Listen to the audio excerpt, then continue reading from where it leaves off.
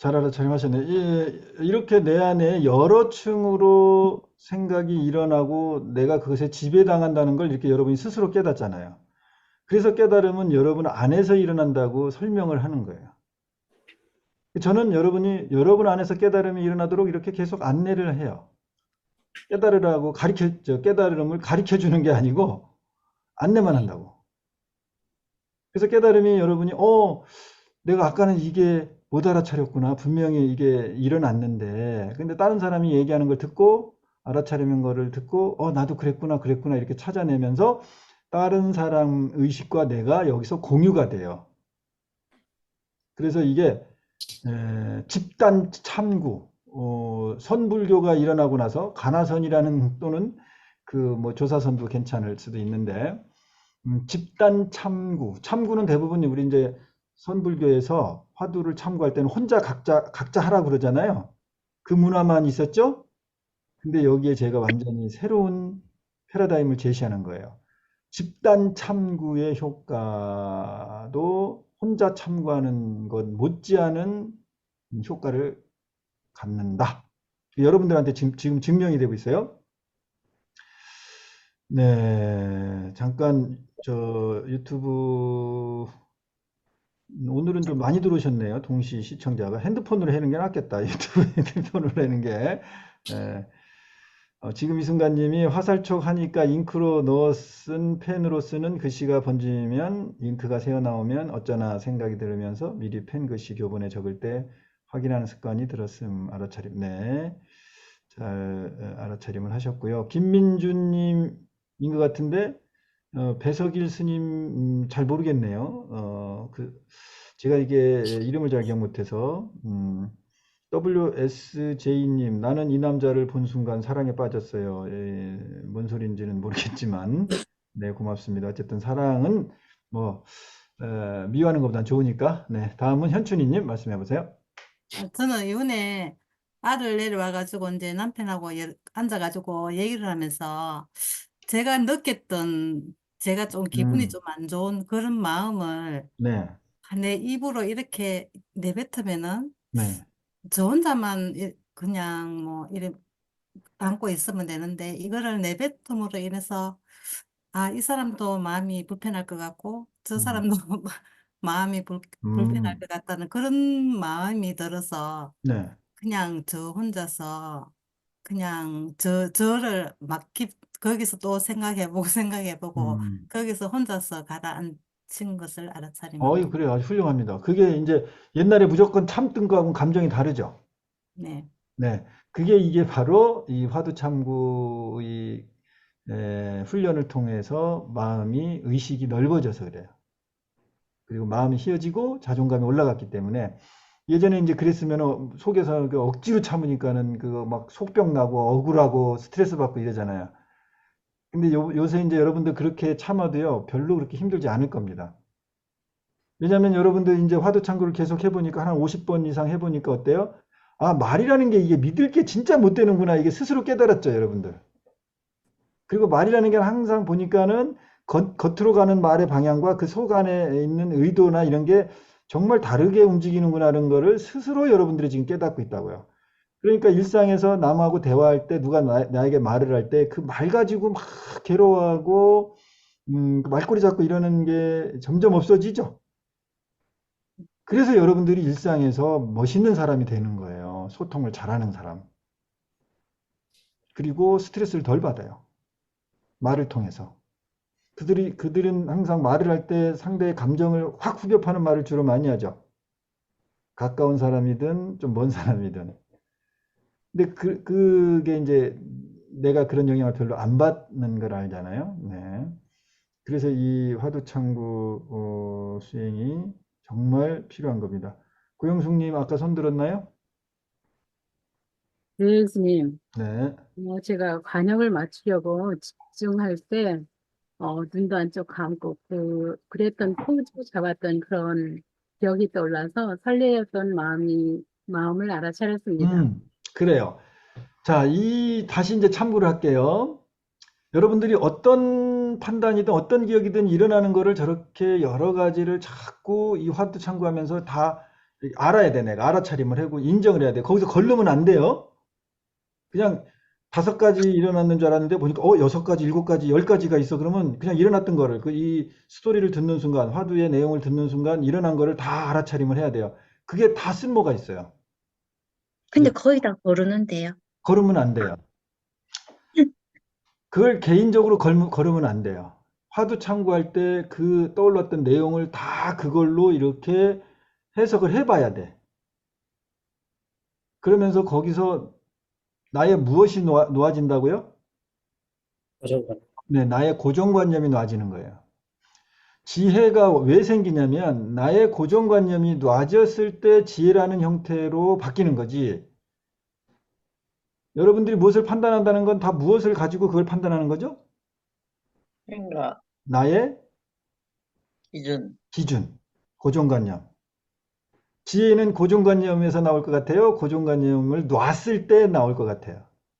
놨을 때, 그러면 이 화두창구를 계속 이렇게 하는 게 우리가 지금 고정관념을 세우는 겁니까? 고정관념을 내가 지금 계속 생각했던 거를 깨고 다른 생각 해보고 그 생각 또 깨보고 다른 생각을 해보고 그렇게 하죠. 네. 네. 그러니까 계속 뭐가 무너지고 있어요? 나의 고정관념을 고정관념. 계속 무너뜨리고 있는데 지혜는 자동적으로 생기겠죠? 네. 네, 화두창구는 그렇게 하는 거예요. 이게 옛날 사람들이 이 1000년 전에 관화선하고 뭐 조선시대까지 관화선 했던 사람들, 스님들의 방법과 지금 이 정보화 시대에 훈련된 젖어 있는 그 뇌를 가지고 있는 현대인이 화두 참구를 할 때의 다른 방법입니다, 이게.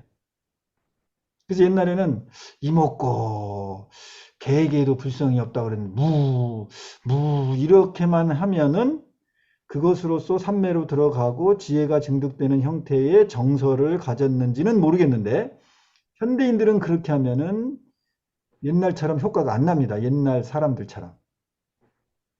관심에서 멀어져 버려요. 그렇죠? 모를 뿐 하면은 계속 모를 뿐 하고 싶습니까? 아, 모르니까 때려치고 아는 거 하자 이렇게 생각이 듭니까? 때려치고 아는 거 하자. 때려치고 아는 거, 알 수 있는 거 하자 이렇게 생각이 가는데 이미 책장이 넘겨졌는데 어떡할 거야? 책장이 넘겨졌는데. 예전에는 넘길 책장이 없었어요. 지금은 정보화 시대에 너무도 어렸을 때부터 젖어왔고 우리 나이 먹은 사람도 이미 젖어 있기 때문에 옛날 방식만 고집해서는 효율이 떨어진다.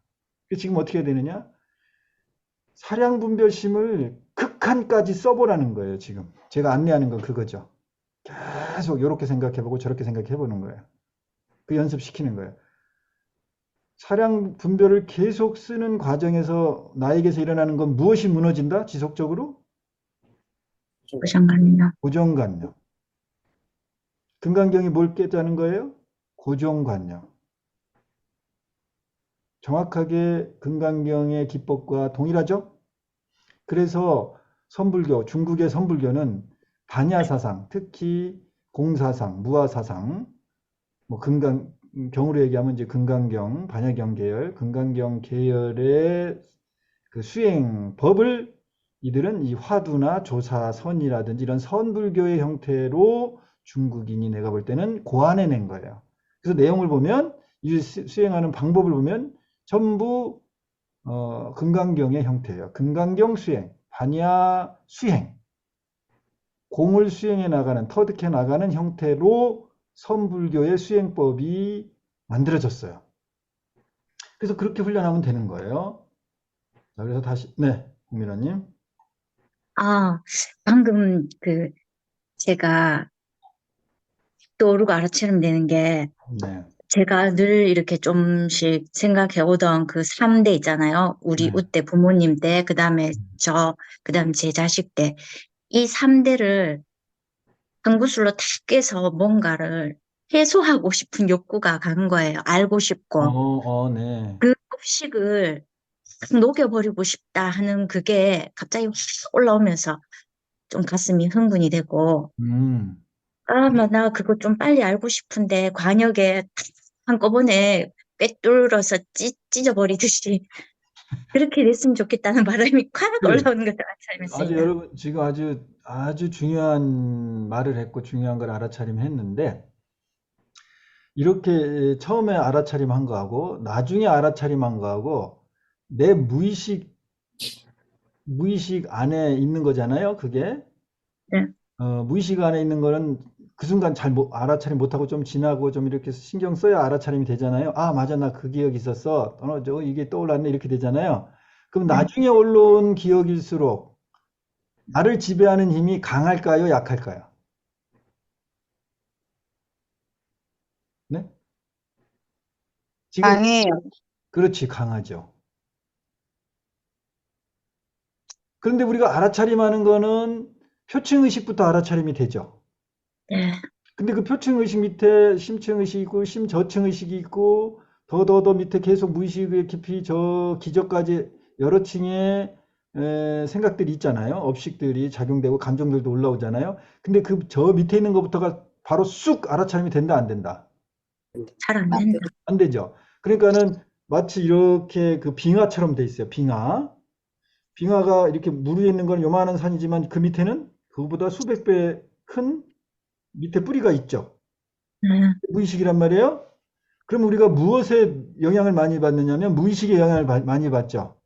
네. 그래서 지금 여러분들이 이 훈련을 통해서 나중에 알아차림되는 것이 결국은 그놈한테 여러분들이 지배를 당하고 있는 거예요. 일상을 살면서 세상을 볼 때 그놈이 영향을 받은 거예요. 그러니까 지금 발견하는 게 나중에 발견하는 게 너무도 더 소중한 거죠. 김 선장님. 그러면은요, 네. 제가 그 화살, 활, 이렇게 얘기를 다루다 보니까 우리 아이들 어릴 때 집 옆에가 그 양궁장이 있었어요. 아, 그래요? 그래서 거기를 가면은 이제 나도 그거를 배워보고 싶었는데 활터가 이게 너무 먼 거예요. 음, 내가 도저히 내 힘으로 여기서 쏴서 저기까지 가지를 않겠다. 그 정도로 그게 멀더라고요. 음, 그런데 그때 그럼 나는 못하겠고 우리 애들을 이걸 배우게 하면 좋겠다. 멋있겠다. 네. 이제 그렇게 했던 생각이 떠오르면서 그냥 내가 욕심이 많다, 조급하다 이렇게 욕심 많고 조급한 그런 게 이렇게 계속해서 지금 그렇죠. 떠오르면서 네네. 조급한 게 지금 막 심하게 막 느껴진다고 아까 음. 그러는데 그게 뿌리예요, 그러면. 그렇죠. 점점 심층 의식에서 이제 기저에 있던 것들이 막 꿈틀꿈틀하고 올라오는 거예요. 자, 그러면 그 조급한 게 그냥 단순히 조급한 것 같습니까? 내 욕심인 것 같습니까? 아, 욕심이 많으니까 조급한 것 같아요. 그렇죠. 그러면 그거를 나는 못하는데 애들 보고 하라고 그러고 애들이 하는 게 참 보기 좋겠다라고 생각한 거는 내 욕심이 사라진 것 같습니까? 욕심은 그대로 있고 대리만족으로 그렇게 하려고 한 거죠. 예, 그 욕심을 전가한 거죠. 아이들이 그렇죠. 그거를 해서 내 음, 욕심을 채우려는. 그렇죠. 그게 어떻게 보면 본질인데 겉모양은 뭐예요? 아이들을 위한다. 아이들을 사랑해 준다. 이게 엄마의 모습이고 이게 희생이고 이게 자비고 그리고 너희들의 소질을 개발해 주는 거다. 그러니까 다 나는 뭘로 포장했어요? 사랑이고 자비고 희생으로 포장이 된 멋있는 사람이 되고 그건 포장지고 포장지 안에는 뭐가 계속 부글부글 끓고 엄마의 욕심. 욕심. 음, 내가 하고 싶은 거를 못했기 때문에 무슨 감정으로 바뀌었어요? 화. 억울함, 분노. 그거는 저 용광로처럼 밑에서 부글부글 끓고 그놈은 소뚜껑으로 아주 두터운 소뚜껑으로 계속 나는 희생을 한 것이고 자식들에게 이렇게 사랑을 배려하는 거고 이런 이제 두꺼운 소뚜껑으로 계속 눌러놓으면 뭐만 보여요? 이제 나중에는 그 소뚜껑만 보이는 거예요. 내 안에 저 밑에서 너무나도 단순했던 거예요. 저거 그냥 한번 해보고 싶으면 그냥 하면 되는 거였는데 또는 하게 해주면 된 거였는데 그렇죠? 그 단순한 것을 어마어마한 마그마로 만들어버린 거예요. 그 여러분들이 그런 삶을 살아오신 건데, 그런 상태의 필터가 안경이 내 눈에 씌었는데 세상을 어떻게 제대로 보겠어요? 어떻게 판단하겠어요? 네, 이승근님. 저는 또 알아차림이 된 게 화살 쪽으로 세관문을 어떻게 짤까 이런 생각을 먼저 하면서 그 뭔가 답답함이 올라오는 거예요. 음, 이거를 왜 물어보는 걸까? 나는 할 수가 없는데 이런 생각을 어, 해버려가지고 그다음에 또 이제 관문을 방출할 때 주인을 살펴라 네. 그런데 이게 계속 그 부정적인 생각을 하는 거예요. 이 관문을 아, 찢어낼 수 있을까? 근데 어떻게 주인을 살펴 이런 제 부정적인 생각을 알아차림해서 지금 그 부정적인 게 뭔가라는 걸 또 알아차림을 음, 하려고 하고 있습니다. 네, 관하고 있군요. 네, 아주 좋습니다. 유튜브에 지금 이 순간님이 뭔가를 잘하려는 욕심을 버리면 의심도 없어지면서 해야 할 일이 자연스럽게 됩니다. 네, 잘 알아차림 하셨어요. 자, 네, 고영숙님, 그 다음에 홍미라님. 네, 스님, 저는 그때도 잘하려고 엄청 노력했던 그런 게 떠올라서 네, 그때도 지금처럼 1등을 하려고 했던 게 떠올랐음을 알아차렸습니다. 그래요. 네, 그 업식이 지금 이렇게 지금 지배하고 있잖아요. 지금 이제 발견한 거예요, 여러분들이. 홍미라님 하시고 조문자님. 아니, 홍미라님 바쁘니까 조문자님.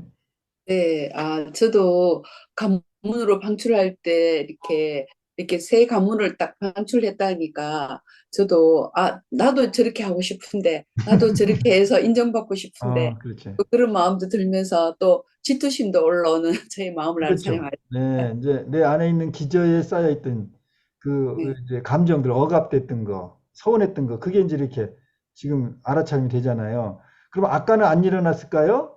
아까는 안 일어나고 지금 일어난 걸까요? 일어났는데 알아차림이 안 됐어요. 그렇죠. 아까 다 일어났던 거예요. 그런 감정이. 한꺼번에 거의 동시에 일어납니다. 지금 말하는 것들도. 네, 블랙핑크가 아니고 블랙핑두님 오셨네요. 안녕하세요. 반갑습니다. 네, 이승근님. 저도 이 얘기를 들으면서 나도 잘해야 되겠다라는 그런 뭐라 해야 되지? 그 인정받고 싶어하는 욕구 때문에 이게 올라왔다라는 걸 또 알아차림했습니다. 네, 잘 알아차림하셨네요. 자, 지금은 이제 그 화두 내용을 가지고 이제 그 내 마음을 어떻게 깨달을 것인가를 이제 세부적으로 훈련을 지금 하고 있는 중입니다. 저는 안내를 하고 있고요. 그리고 이 과정에서 자연스럽게 어렸을 때 받았던 상처나 심리적인 어떤 그런 그 어떤 장애죠, 이제는 마음의 병이 스스로 치유되는 그런 효과를 보고 있습니다. 자, 다시 참고를 간단하지만 하면서 제가 하나 힌트를 드릴게요.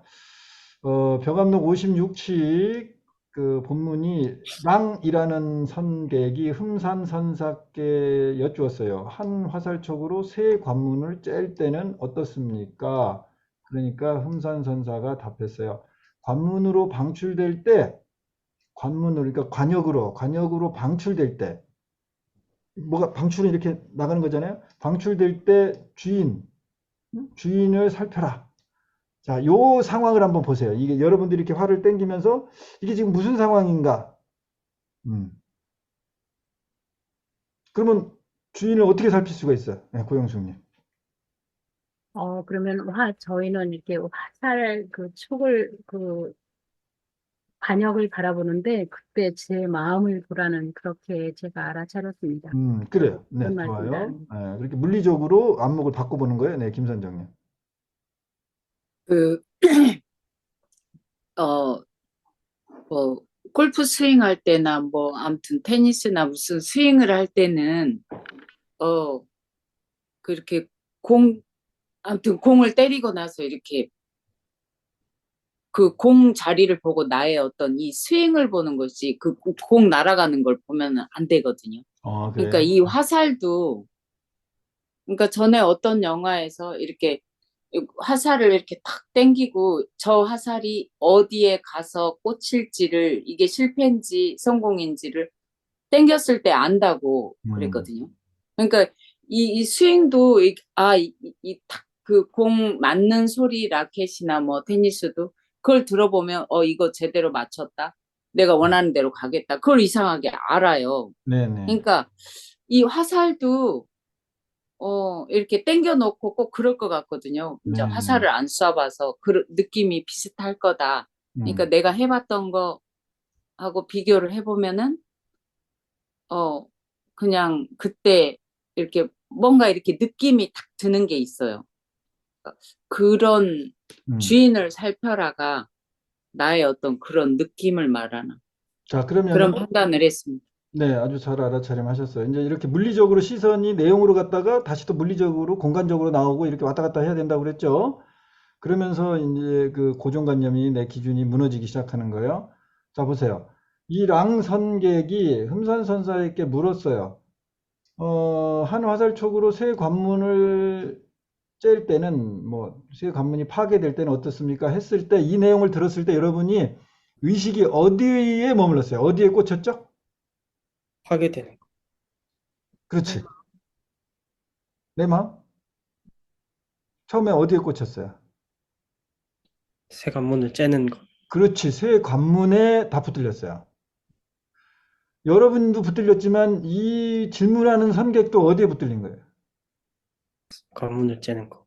그렇죠. 관문을 맞히는 거. 관문을 째는 거예요. 그러면 화살을 쐈는데 화살의 타켓이 주인공일까요? 화살이 주인공일까요? 화살을 땡긴 손이 주인공일까요? 어떤 게 주인공인지 모르지만 제일 주인공이 아닐 것 같은 게 어떤 거예요? 화살, 화살 또 관문. 관역. 우리는 목적이 관문을 맞히는 거라고 목적이 설정이 되어 있는데 사실은 주인은 손. 최소한 관문, 관역은 아니죠. 네. 여러분 화살을 쏠 때 그 관역판을 쓰려고 화살을 쏘나요? 아니요. 아니죠. 그러니까 화살이 꽂히는 대상인 그 관역, 관문은 사실은 주인공이 아니에요. 근데 우리가 이걸 접했을 때는 뭐가 주인공이에요? 의식이 어디로 가 있어요? 관역. 관문. 네, 관문에 가 있죠. 자, 이제, 의식이 우리가 그렇게 작용됐구나를 이 짧은 글을 통해서 깨달으셨죠.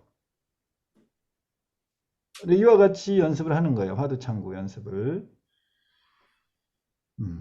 자, 다음 이제 넘어갈게요.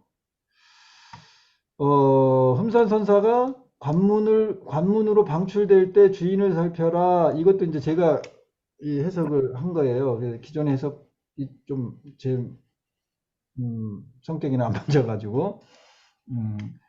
왜냐면은 이제 이런 흐름하고 잘 안 맞더라고. 그래서 이제 그렇다고 제가 의역을 한 건 아니에요. 직역에 가깝게 한 거지. 원문을 가지고.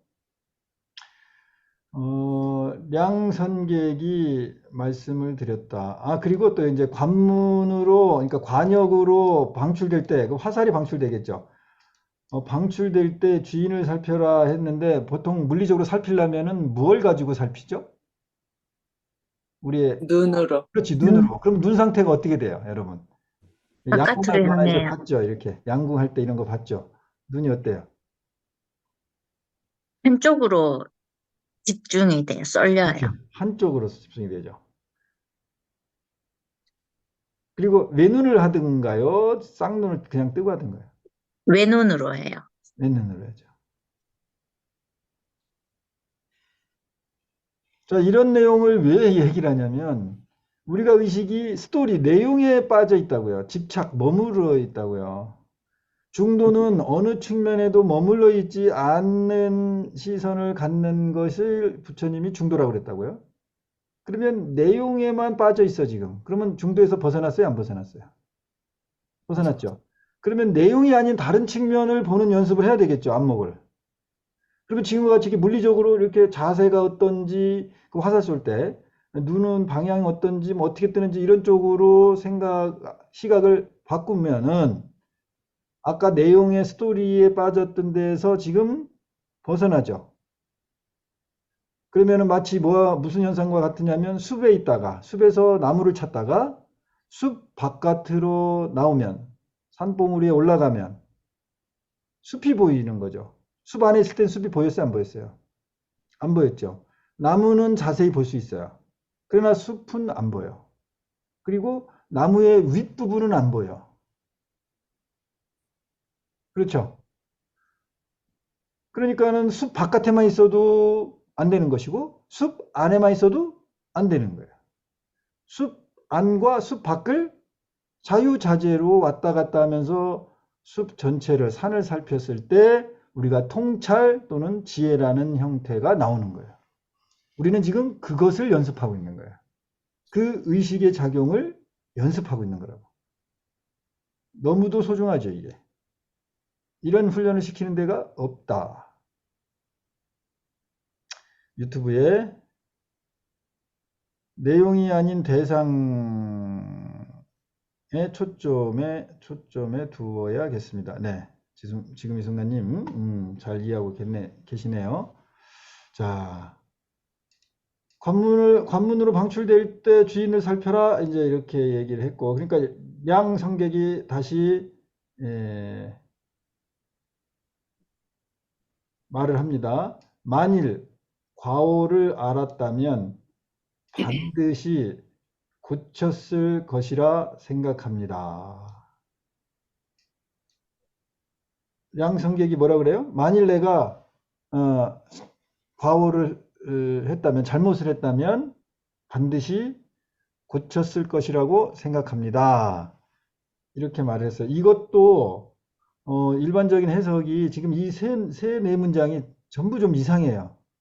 저도 약간 이상하게 번역이 될 수도 있는데 저는 사실은 이렇게 번역하고 싶지가 않았어요. 만일 과오를 알았다면 반드시 고쳤을 것이라 생각합니다. 이렇게 이것도 사실 내가 좀 억지로 번역을 한 건데, 왜 이렇게 억지로 번역했냐면 이 사전을 검색해 보니까 이 속어 또는 이제 구어체에서 이 원문에 지과 필개 이 말이 있어요. 한번 보여요? 네. 이 네.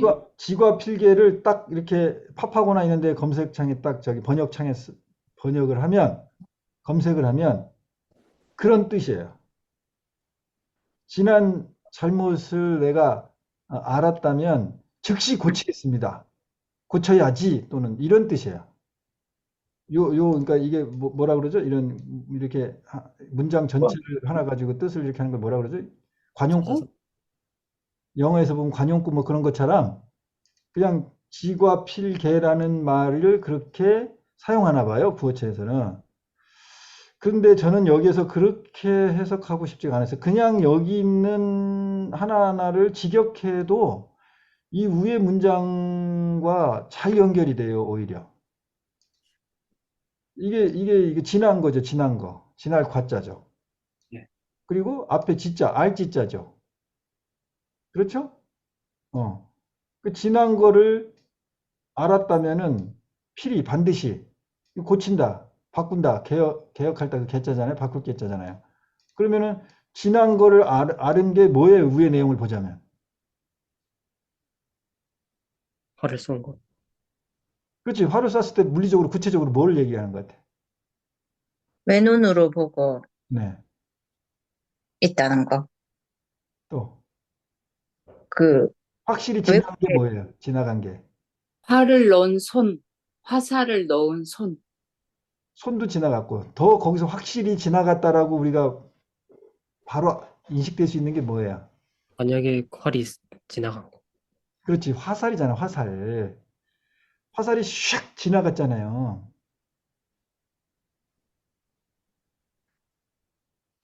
무엇인가가 지나갔잖아요. 네. 그럼 세상은 재행무상, 항상 흐른다, 변한다, 그런 뜻이죠. 네. 그러면 특히 화살을 쏠 때는 우리가 집착되어 있는 게 화살 촉에 집착되어 있거나 화살에 집착되어 있거나 관역에 집착되어 있거나 이러는데, 그 중에 제일 물리적으로 지나간다는 것에 대한 그 인식이 제일 빠른 건 뭐죠? 이 세 가지 중에? 화살촉. 화살이죠. 화살대, 화살. 화살이 팽 하고 지나가잖아요. 그러면 지난 건 다 과거죠. 네. 근데 우리는 전부 화를 쏘고 화살할 땐 전부 뭐 가지고 지금 하고 있어요? 현재 가지고 하고 있어요? 과거 가지고 하고 지나간 거. 지나간 거, 그렇죠. 자, 그러니까 이게 이 선호록을 해석을 할 때는, 번역을 할 때는 전체의 스토리가 다 마저 돌아가야 돼요, 이게. 그래서 이 전체 스토리를 인식한 상태에서 이것을 번역했느냐 안 했느냐가 이제 드러나요. 그래서 이 전체 흐름이 맥락이 맞지 않는 해석은 참고를 해봤자 별로 효과가 없어요. 깨달음을 가져오지 못해요. 머리만 복잡해져. 네, 김 선장님. 그러면은 활을 이렇게 탁 쏘고 화살이 지나가고 끝났는데, 네. 그러니까 화살이 지나간 걸 알면 반드시 고친다. 뭘 고쳐야 되는지. 지금 뭘 고쳐야 되는 거죠, 우리가? 지나간 거에 대해 집착하는 거. 그렇지. 지나간 거에 대고 자꾸 판단하고 의미 부여하고 그러고 있는 게 우리의 삶이잖아요. 그렇죠. 네. 그걸 고치는 거예요. 그러면 여기 앞에 이 임자가 뭐냐면 생각할 임자예요. 또 생각하다 그런 뜻도 있고 이것, 그것, 이와 같이 이런 뜻이 지시대명사로 쓰는데 또 생각하다라는 말도 생뚱맞게 거기 또 뜻이 있어요. 사전에 보면. 그러면 생각은 현재입니까? 과거입니까? 과거. 아이고. 과거죠. 그러면 여기 이건 곧, 뭐 법칙 이런 뜻도 있지만 곧 이런 뜻이 있잖아요. 즉 하고도 같은 의미잖아요. 그러면 생각이라는 게 곧 지나갔다는 거를 내가 알면 필히 어떻게 해야 돼요? 고친다. 고쳐야 되죠. 바꿔야 되죠. 그게 놓아요. 그게 수행 아닌가요? 맞습니다. 네. 그래서 나는 이렇게 해석하고 싶었어. 그런데 요 지과필개라는 말 자체가 그럼 뭐 관용꾼가 뭐를 그런 뜻을 갖고 이때 이런 뜻을 무슨 뜻이에요? 잘못된 거라는 것을 알았으면은 즉시 고쳐야 된다. 뭐 이런 식의 뜻이라고 이렇게 돼서 그냥 갖다 쓰긴 썼어요. 네, 고영숙님. 그래서 제가 잘하려고 했던 게 엄마가 고생하셨는데 엄마께 잘 보이고 싶었던 엄마한테 잘해드리고 싶었던 그런 마음이 지금 떠올랐음을 알아차렸습니다. 그래요. 잘 알아차림하셨어요. 우리가 다 그렇죠. 그게 이제 아동기, 유아기 때 아이의 기본 심리죠. 네, 이 순간님이 지나간 과거 화살에 붙들리는 생각에 빠진다. 화살을 고정시킴으로 현재를 화살을 다시 쏘면 됩니다. 걱정을 안 하게 되니 마음 편하게 화살을 쏠 수 있습니다. 네, 잘 그렇게 적용해서 사시면 되는 거예요. 이제 또 본문으로 들어갈게요. 어쨌든 뭐 만일 과오를 알았다면은 반드시 고쳤을 것이라 생각합니다. 고치겠다라는 거예요? 이것도 생각하겠다라는 거예요. 생각한다는 거. 네. 이제 이런 걸 딱 보면 여기서 벌써 무슨 미스가 있다, 의도가 있다 이런 거 이제 좀 이제 금방 아시겠죠? 어? 그래서 스님이 여러분들 말을 하거나 이런 내용을 딱 보면 그 의도가 거진 다 보인다고 그랬잖아요. 네. 여러분 이제 그런 수준이 돼 가는 거예요, 점점 이제.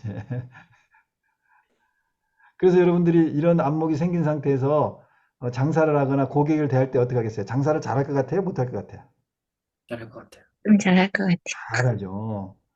그 사람이 딱 와가지고 고객이 와서 이 코트 얼마예요? 딱 물어봤을 때 저 고객은 저 코트를 안 살 거다 또는 저거보다 더 비싼 거를 살 거다 이런 거를 그냥 착착착 아는 거예요. 심리를 아니까.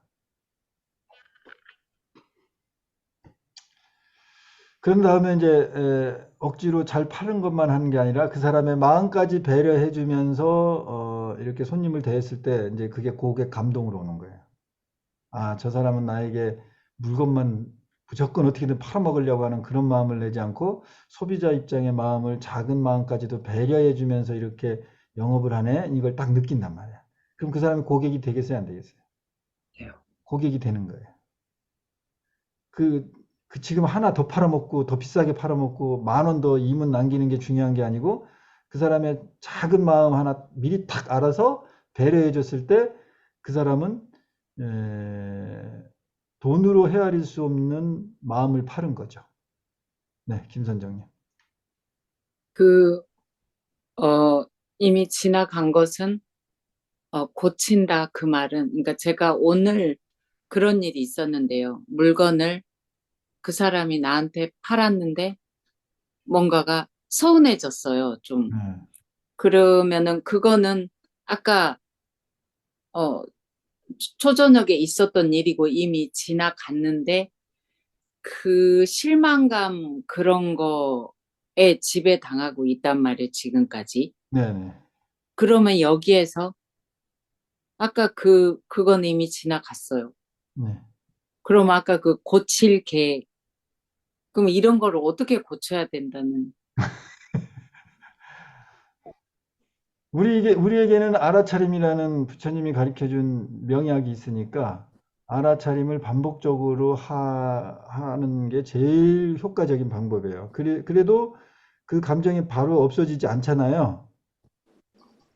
그러나 그 잘 없어지지 않는다라는 걸 알아차림하고 그 불편한 마음의 상태도 우리는 계속 어떻게 해야 된다. 인정을 그걸 받아들이는 거예요. 수용을 하는 거예요. 그 불편한 마음까지도 수용을 한 상태에서 계속 알아차림을 반복하고 유지하는 힘을 길러내기만 하면 돼요. 그러면 결국은 걔가 소멸됩니다. 결국은. 그 반복되는 시간까지는 이 마음 계속 있네. 이런 불편함이 있죠. 그럼 그 마음을 어떻게 하라고요? 받아들인다. 받아들이고 인정하는 마음까지 가져야 돼요. 알아차림에서 불편한 마음을 무조건 잘라내려고만 하기 때문에 알아차림을 그렇게만 쓰기 때문에 사실 또 문제가 생겨요. 그러니까 명상도 내 마음이 불안하고 불편하고 힘드니까는 명상을 통해서 이 불안한 마음을 잘라내겠다. 이 목표를 가지고 명상을 하기 때문에 명상이 깊은 명상, 좋은 명상으로 못 가는 거예요. 방향성이 다르죠? 마음 씀씀이가 다른 거예요. 그래서 명상을 처음 하고 또는 명상을 통해서 나한테서 일어나는 번뇌나 감정이 작은 거는 어떤 명상을 했을 때 이게 나와 분리되고 좀 소멸되는 게 좀 쉬워요. 그럴 때는 명상이 재밌어져, 이제. 그런데 이제 명상을 그래서 계속 하는데 보니까 저 밑에 이제 잘 없어지지 않는 것들이 이제 막 올라온단 말이야. 그럼 그때는 처음에 명상으로 해결했던 방법처럼 안 돼. 효과가 잘 안 일어나. 그러면 그때부터는 이제 심각해지는 거예요. 이 명상법으로 그나마 최종적으로 이걸로 해결된 줄 알았는데 안 되네? 이제는 어떻게 하겠어요? 절망의 마음이 올라와요. 그렇죠. 지금 내가 내 마음의 문제들, 불편한 감정이나 이런 거를 최종적으로 검증된 거의 마지막 방법이 명상이라는 걸로 지금 이제 현대인들이 좁혀지고 있어요. 그래서 그걸 가지고 했는데 보니까 초기에 효과가 있었어. 그 기대만큼. 그래서 이거구나. 이거밖에 없구나. 하고 계속 했는데 점점 해결하기 힘든 업식이 올라오죠. 번뇌가. 그때는 이 명상이 초기처럼 효과를 발휘한다, 발휘하지 못한다. 된다. 발휘하지 못해요. 또는 발휘하지 못한다고 판단을 해요. 그런데 방법은 초기에 명상으로 해결한 그 방법밖에 몰라. 그리고 그 기대치밖에 없어요. 그러니까는 명상을 지도하는 사람이 다른 형태로 방법을 지도해줘도 그게 귀에 들어온다, 안 들어온다? 안 들어요. 왜 안 들어올까요? 거기에 대한 고정관념이 이미 그렇죠. 생겨버려서. 내가 그 명상을 처음에 시도한 그 경험치가 있잖아요. 그걸 이제 믿는 거야. 자기가 경험한 걸 제일 믿잖아. 근데 스승은 그거 말고 다른 형태로 또 가르쳐줘야 될 거 아니야? 이제 상황이 바뀌었으니까. 그럼 지도자는 그걸 가르쳐줘? 예를 들면 그걸 가르쳐주는 지도자도 드물지만 어쨌든 그렇게 가르쳐줬어. 그러면은 그걸 따라가야 될 거 아니야. 뭐 그 수강생은 또는 제자는. 근데 안 간다 이 말이에요.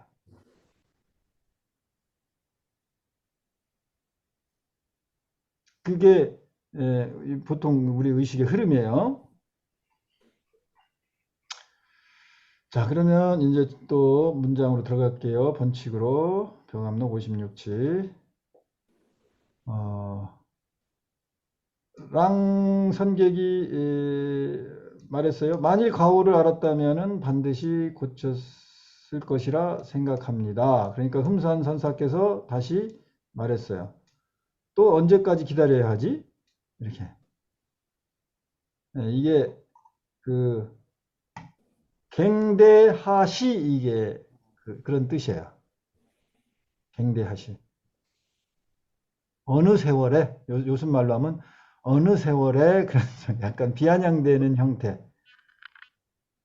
또 언제까지 기다려야 하는가? 이렇게 물어보는 거예요.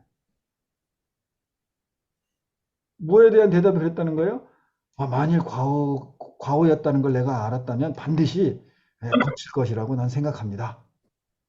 그러니까는 이 말을 듣고 흠산선사가 또 언제까지 기다려야 하는 거야? 이건 여기서 뭐가 알아차림이 됐어요? 무슨 의도가 있는 거죠? 생각만 할 거냐, 언제까지? 그렇죠. 그게 한두 번이냐? 너 네가 다짐을 지금 하는 거잖아, 이게. 너 그 다짐한 게 한두 번이야? 이렇게 되묻는 거예요. 또는 그렇게 다짐해가지고 되디? 이렇게 물어보는 거예요. 여러분들한테 한번 이제 똑같이 물어보는 거예요. 여러분, 나 이제 이렇게 할 거야, 저렇게 할 거야. 뭐 이제, 그리고 그 원인도 알았고 막 이랬어. 그래서, 다시는 이렇게 하지 말아야지. 그걸 여태까지 살면서 도대체 몇 번 한 것 같습니까? 대충. 수천 번. 수천 번 또. 수도 없이 하는 거. 네, 셀 수가 없어요. 셀 수가 없어요. 스님도 마찬가지예요. 그렇게 해서 생각으로 해결되는 문제가 결국은 또는 그 결심으로 의지력으로 해결할 수 있는 게 있고 없는 게 있구나. 그러면 어떻게 해야 되지? 해서 스님이 개발한 게 여러분들한테 안내하는 이 프로그램들이에요. 이게 제가 발견한 또는 개발한 것 중에 제일 빠르고 효과적이에요. 여러분들은 이게 긴 것 같지만 예를 들면 결심해서 내가 이제 다시는 이런 거 안 할 거야 그러면 그 결심한 순간한 만큼은 그 문제점을 해결했다는 생각이 듭니까 안 됩니까? 듭니다. 그렇죠. 그 착각이 우리를 완전히 멍청이로 만든 거예요. 그렇게 결심만 하면은 마음은 어떻게 돼요? 마음이 편안해져요? 불편해져요? 결심하면 좀 편해지죠. 편해지지. 그 문제를 해결했다고 나는 판단하니까. 그러니까 즉시 해결했다고 생각이 드는 거예요. 근데 스님이 제시하는 건 뭐예요? 계속 반복된 거를 하네. 한 달하고 두 달 하면 끝날 줄 알았더니 1년에도 안 끝나고 2년에도 안 끝나고 뭐 이거 스님하고 이거 맨 프로그램을 대체 뭐 평생 해야 되는 거야? 뭐. 그런데 이게 긴 것 같지만은 이렇게 하면은 본질적으로 이게 바뀌어 버리지만 여러분이 여태까지 해온 우리가 말하는 백날 결심을 해보세요. 그 결심한 만큼 된 게 있나? 그러니까 결심하지 말라는 게 아니라 결심하는 형태로 생각을 바꿔서 해결할 정도의 문제가 있고 그렇지 않은 경우가 있어요. 근데 그거를 전부 생각으로 해결하려고만 하기 때문에 또는 그 방법밖에 모르고 있기 때문에 문제다 이 말이에요. 제 말은. 그러니까 여기서 그런 대답을 하는 거예요. 또 언제까지 기다려야 하는 거예요? 그러니까 양성객이 말씀을 드렸습니다. 이제 이 양성객이 이런 말을 들었을 때 기분이 상했을까요? 안 상했을까요? 상했어요. 네, 좀 상했을 말들이죠. 이게 대답이죠. 자기는 처음에 아주 대단한 생각으로 물어봤잖아요. 화살을 한 번 쏴가지고 그냥 관역을 세 개를 한 번에 그냥 다 통과해버렸어요. 여기서 이렇게 한 화살촉으로 세 관문을 쬐을 때는 어떻습니까? 또는 쬐다고 했을 때는 어떻습니까? 이런 의도에는 자기가 그걸 좀 비슷하게 쬐다는 거야, 안 쬐다는 거야? 떼봤다. 쬐봤다는 거예요, 여기에 이미. 그러니까 이미 벌써 우쭐한 상태에서 말을 하는 거죠. 한 거죠. 근데 피드백이 나온 게 전부, 야, 그거 언제까지 기다려야 되는 거야? 이런 피드백이 나왔어요. 그러니까는 이제 무슨 말을 또 하느냐. 양선계기에 이제 하는 말이 화살은 잘 쏘셨으나 제대로 맞히질 못했습니다. 이렇게 대답을 했네. 이게 무슨 말 같습니까? 또는 무슨 의도 같아요? 좀, 그 뭐지, 삐딱하게 네. 공격하는 뉘앙스 같습니다. 공격하는 뉘앙스 같죠. 네, 현춘이님. 시작은 좋은데 끝이 안 좋다. 이런 생각. 아, 시작은 좋았은 것 같았는데 결국은 뭐 말은 맞는 것 같은데 뭐 별거 없네요. 뭐 이런 말 같다. 김 선생님. 그 흠산선사께서는 좋은 말씀을 하셨는데 네, 량성객 본인은 네. 나한테는 와닿지 않아. 음, 내 마음에 들어오지 못했어. 네. 이런 말 같아요. 그런 말 같아요. 그렇다면은 지금 그런 양선객은 이 흠산선사를 받아들이는 마음인 것 같습니까? 이렇게 이게 자기가 이렇게 분석하는 못 받아들여요. 못 받아들이고 그리고 분석하고 판단하고 있어요. 재고 있는 거죠. 네. 화살은 잘 쏘셨어요. 화살은 잘 쏘셨으나 제대로 맞히질 못했어요. 그러면 이런 대답은 나름대로 상당히 공격적인 상대의 감정을 건드리는 형태의 대답이죠. 그러면 량선객이 이 흠산선사보다 더 안목이 높은지는 아직 몰라요. 이 화두는 그렇습니다. 정해진 답이 없어요. 상황이 뭐 여기 선지식이고 화상이고 물어보는 스님은 그냥 스님이고 뭐 처사면 처사고 이렇다 그래서 화상이니까 무조건 더 안목이 크겠지 이런 거 다 고정관념이에요. 그리고 화두타파하는 거는 뭘 깨자는 거예요? 어떤 형태든지 고정관념을 깨자는 거예요. 이거는 이럴 걸 거야 이런 거. 이 선지식이니까 지금 물어보는 스님은 수준이 낮은 질문을 하겠지. 이런 것 전부 고정관념이라는 거예요.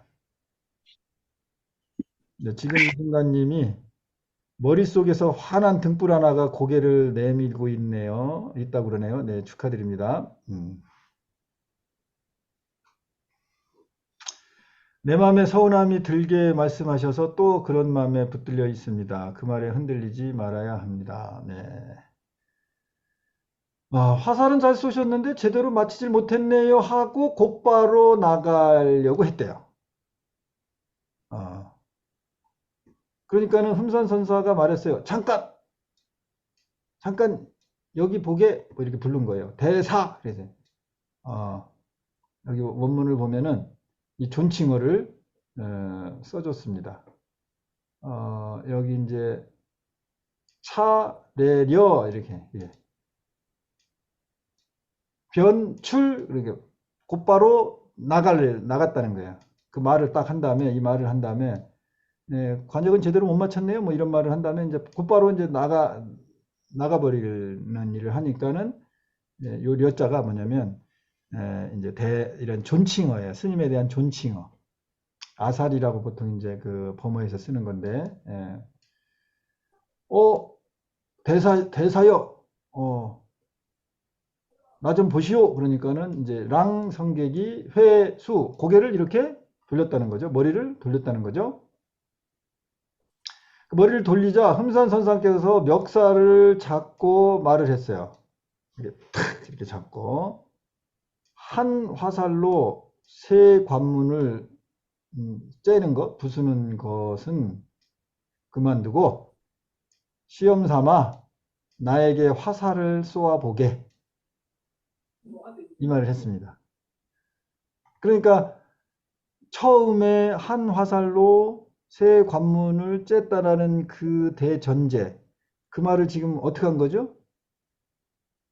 저기 흠산선사가? 부정한 거예요. 네, 부정한 거죠. 너는 그렇게 할 수 없어. 네. 완전히 이제 직설적으로 얘기를 해버린 거죠. 그러면 감정을 더 확, 자극시켜. 네, 불러일으킨 거죠. 새 관문을 부수는 거는 그만두고 시험 삼아서 나에게 흠산선사죠. 나에게 화살 한번 쏴보게 이렇게 한 거예요. 그러면은 지금 이 량선객이 화살을 잘 쏘셨으나 제대로 맞히지 못했습니다. 이렇게 이제 반론을 제기하고 이런 말들이 이 흠산선사에게 화살을 쏜 거란 얘기예요? 안 쏜 거란 얘기예요? 못 쏜 거란 얘기예요? 못 써. 네. 너는 나하고 지금 아까 방금 전까지 주고받은 말 중에서도 제대로 화살을 쏜 적이 있다 없다? 없다. 네. 완전히 퍼펙트로 이제 망가진 거예요, 이게. 시험 삼아 나에게 화살을 쏘아보게. 양성객이 머뭇거리자 흠산선사께서 7방망이를 내리치고 말을 했어요. 두고 봐라.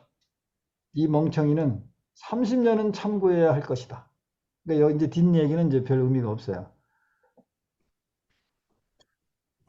자, 오늘도 긴 내용을 잘 따라오셨습니다. 오늘 진도는 여기까지 나가고, 자, 혹시 알아차림하고 또 이 나름대로 이제 화두창구를 해오면서 느낀 점이라든지 또는 이것이 또 정리되는 거 뭐 이렇게 떠오르는 게 있으면은 말씀해 보세요.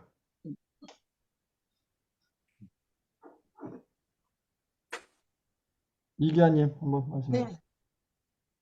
네. 저 과거에 대해서 진짜 오늘 그 얘기가 전부 제 얘기 같으면서 아 계속 이제 예전에 그 어리석게 살았고 진짜 좀 이렇게 모르고 산 세월이 조금 다시 이제 돌이킴되면서 아 그거는 이제 조금은 이제 알아차림만 하고 이제 조금이라도 더 이제 똑똑하게 그냥 현명하게 좀 살고 싶으면 알아차림합니다. 그래 아주 희망적인 그런 마음으로 잘 만드셨네요. 네, 그렇게 하시면 됩니다. 네.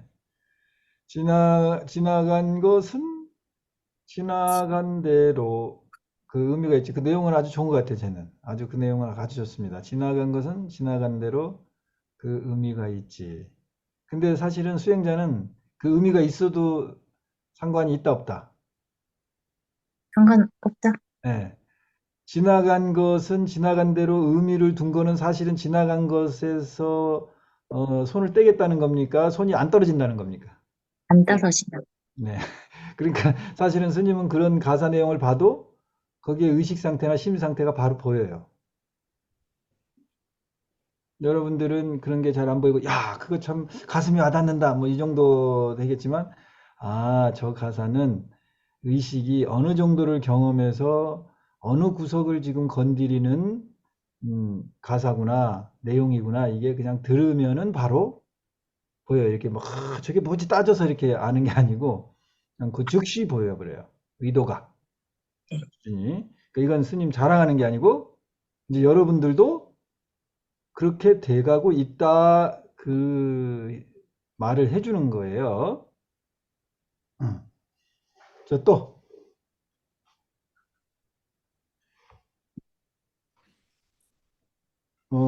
없으세요? 아, 현춘이님. 이야기를 하면 길어질까 봐 안 하려고 했는데. 네. 그 현춘이 말만 듣고 끝내지 뭐. 네. 아니, 손녀가 자꾸 이제 지금도 막 문자를 오고 하는데, 음, 지금 베트남에 있는데, 어, 이제 저희가, 구정 때 이제 그쪽으로 이제 가기로 미리 이제 음, 예약해놔놓고 다 해놨는데, 어제 전화가 왔어. 그거 손녀한테서 이제 전화는 통화를 못하고 카톡 오고, 이제 페이스톡을 하는데, 페이스톡으로 전화가 와서 할머니 여기 왜 오고 싶어? 이러는 거예요. 어, 그래가지고 갑자기 할머니 왜 여기 오고 싶어? 내가 그 순간적으로 내가 간다고 얘기했는데 왜 갑자기 왜 오고 싶냐고 묻지 이런 생각을 음, 하면서 그냥 제가 대답한 게 네. 우리 공주님이 보고 싶어서 어, 공주님이 거기 있으니까 가려고 그러지 네, 이랬어요. 네네. 그런데 이제 그러고 나서 이제 그래가 할머니는 여기가 한번 한 번 와봤냐면서 그래. 할머니도 가봤지? 내가 이러면서 가봤는데, 그 베트남에 좋은 게 아니고, 오로지 공주님만 그거 보고 싶어서 가는 거야. 그리고 아빠랑 이제 저희 이제 아들이랑 음, 너네 아빠랑 같이 여행하는 게 할머니는 좋아. 이렇게 얘기를 했어요. 네, 그러고 나서 이제 전화를 이제 끊고 나서, 그 할머니 왜 그거 여기 오려고 그래? 이제 그 음, 말이 이제 제 생각에 잠시 이제 생각이 이제 자꾸 음, 이래 들어가다 보니까 어 이제 그 마음만 있는 게 아니고 네, 제 마음 속에는 우리 아들한테는 내가 네가 그거 아들한테 하는 말이 했던 말이 너한테 효도할 기회를 주는 거야. 그래서 내가 가주는 거야. 이렇게 네, 얘기를 했거든요. 네. 아, 그 마음 속에는 또 다른 또 이제 저의 또 무슨 이제 우리 아들을 효도한 마음을 위상을 세워주고 싶다. 그런 마음도 있었지만은 네, 이제 늘 딸이 엄마 아빠를 챙겼으니까 음, 아들이 항상 미안해하는 그런 마음이 있었었거든요. 그러면서도 음, 또 다른 딸 입장에서는 이제 오빠는 오빠가 돼나가지고 생긴 엄마 여행 안 시켜주고 저거가 다 한다는 부담감 이런 거 있는 그런 거를 들어주고 싶은 마음도 어, 올라온 것을 그래요. 알아차리면서 맞아요. 이제 일상에서 이렇게 여러분들이 내가 말을 하거나 말을 듣거나 했을 때, 아, 여기에 여러 가지 의도가 있구나. 또는 거기에 어떤 감정도 있고, 뭐 서운한 감정도 이렇게 왜곡돼 들어가 있고, 이제 이런 것을 알게 되기 때문에 이 말을 통해서 상대가 나에게 어떤 생각하지도 못한 어떤 말을 하거나 이랬을 때 그것을 거기에 내가 붙들리거나 심하게 상처를 받거나 이런 게 훨씬 덜해지죠. 그래서 이 화두창구를 이런 식으로 안내를 받고 훈련을 하면 여러분 일상의 삶의 질이 높아지는 거예요. 이제 제 생각을 이제 말로서 자꾸 이제 얘기를 할 수가 있다는 거죠. 있게 되죠. 어. 내가 진짜 표현하고 싶은 거를 돌려서 얘기하거나 이런 게 점점 없어지고, 그리고 그렇게 얘기하면서 또 상대 마음도 이렇게 다 보이고 배려하는 형태도, 아, 이렇게 얘기하면 되겠구나 이런 것도 알게 되고, 그게 지혜예요. 작은 지혜. 그래서 여러분들이 멋진 사람이 되는 거예요. 여러분 집안에 멋진 사람 하나만 있어도 돼요. 아, 우리 집안에 아버지가 참 마음 이렇게 말씀하시는 거나 마음 쓰시는 게 내가 상상하지도 못했는데 조금 지나고 나면 참 감동적이야. 또는 엄마가 그래. 또는 할머니가 그래. 그러면 그렇게 느낀 아이가 그런 마음을 닮아가요. 닮고 싶어 합니다. 그런 애들이 인성이 좋아지는 거예요. 그리고 그런 애들이 결국은 행복하게 살아요. 경제적으로 좀 부족하더라도. 피해의식 속에 살지 않고. 그 마음이 스스로 그렇게 돌이키고 어떤 상대를 통해서 이렇게 좀 감동 같은 거죠. 그런 걸 이렇게 작은 감동에도 이렇게 자주 받은 사람은요. 자존감이 올라가기 때문에 내가 사회적으로 객관적으로 조금 열악하다라고 느껴도 좌절을 잘 안 합니다. 왜냐하면 내 마음 안이 이렇게 따뜻해 이런 거를 경험했기 때문에. 근데 여러분들 돈을 생각하고 돈을 가지고 따뜻함을 경험한 적은 별로 없을 거예요. 돈을 딱 떠오르면 차갑다고 느껴집니까? 냉정하고 차갑다고 느껴집니까? 따뜻하다고 느껴집니까? 냉정하고 따뜻하다. 음. 돈은 정말로 냉정하게 느껴져요. 근데 우리가 이런 그 어떤 마음 안에 일어나는 감동은 참 가슴 깊이 따뜻하다고 느껴져요. 그게 진짜예요. 내 마음 안에서 일어나는 그 느꼈던 그 감동, 따뜻함, 마음의 따뜻함.